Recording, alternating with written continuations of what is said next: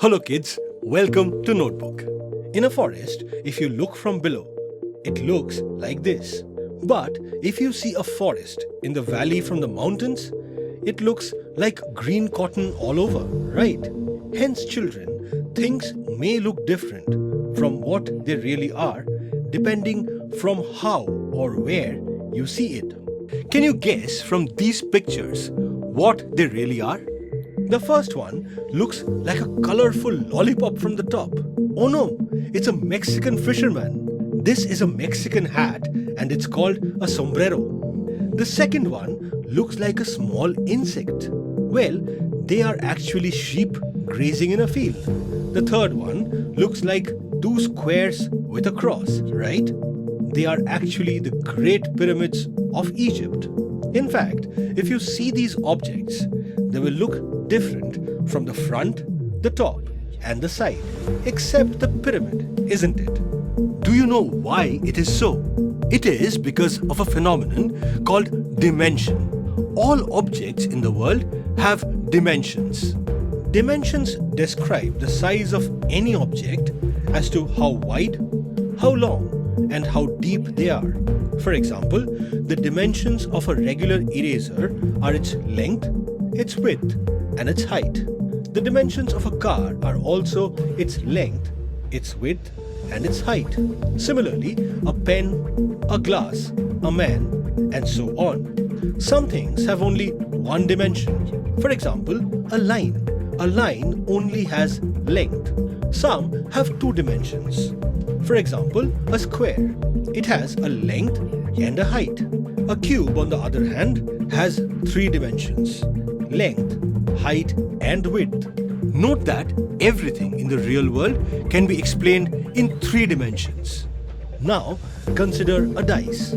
A dice is a cube with different numbers on different sides, isn't it? But if you remove the numbers, it will simply look like 6 similar squares. At any point, you can see a maximum of 3 sides at a time. Can you guess which numbers come in the opposite sides? Here is a hint. The opposite sides always add up to 7. Do try it. Children, sometimes objects look different depending upon from where we are seeing it. If you stand in the middle of a long road, it looks like the two sides are meeting somewhere far, far away.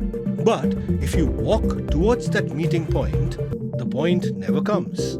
Same in the case of railway lines, or any two such lines which are long, have a gap between them, but never meet.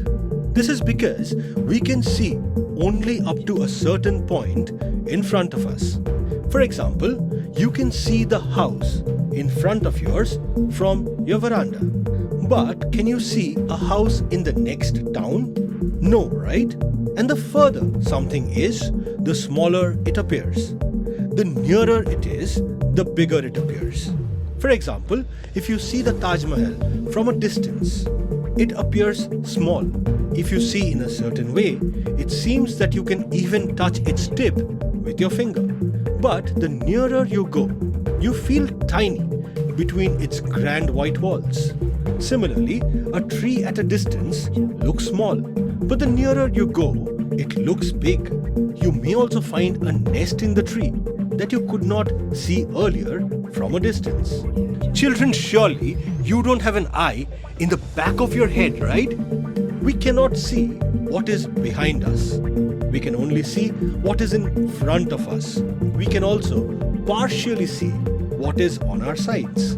Some birds and fishes can see more around them. In fact, a fish looks at the world around like this. Children, even if you cannot see a certain place, you can still reach it. Either you walk, or you go on a bicycle, or a bus, and so on. In doing so, you follow directions. The way we see something is called perspective. For example, seeing something from the top, from a distance, from a side, or from very near. Can you say if this glass is half full or half empty? What is your thought on this? How do you see it? Keep thinking about it, children. You may also ask your elders. That is all there is to see and hear in this lesson. Hope you enjoyed it. See you soon. Bye-bye.